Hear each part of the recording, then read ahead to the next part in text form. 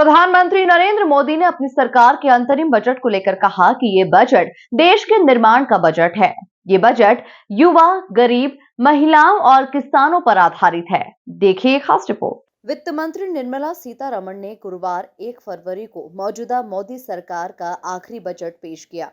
उन्होंने 58 मिनट लंबा भाषण दिया और ये अंतरिम बजट है क्योंकि अप्रैल मई में आम चुनाव होने हैं। नई सरकार बनने के बाद पूर्ण बजट जुलाई में पेश होने की उम्मीद है। मोदी सरकार का बजट अंतरिम बजट में 4 सेक्टर्स गरीब, महिलाएं, युवा और किसान पर फोकस रहा।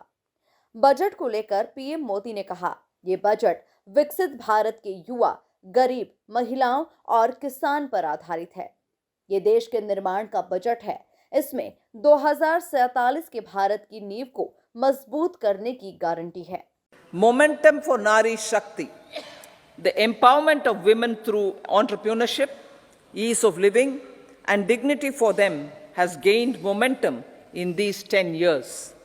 30 crore Mudra Yojana loans have been given to women entrepreneurs. Female enrollment in higher education has gone up by 28% in 10 years. In STEM courses, girls and women constitute 43% of enrollment, one of the highest in the world. All these measures are getting reflected in the increasing participation of women in workforce.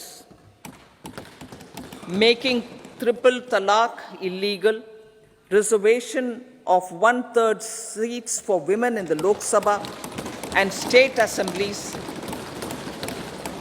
and giving over 70% houses under PM Awas Yojana in rural areas to women, and giving over 70% houses under PM Awas Yojana in rural areas to women as sole or joint owners have enhanced their dignity.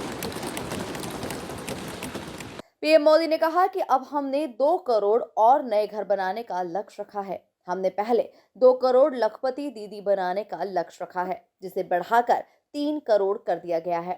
इस budget में गरीब और मध्यम वर्ग को empower करने पर जोर दिया गया है।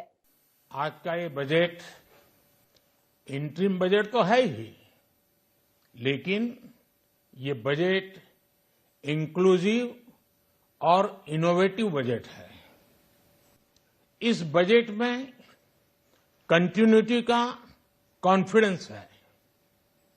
ये बजट विकसित भारत के 4 स्तंभ युवा, गरीब, महिला और किसान सभी को एम्पावर करेगा।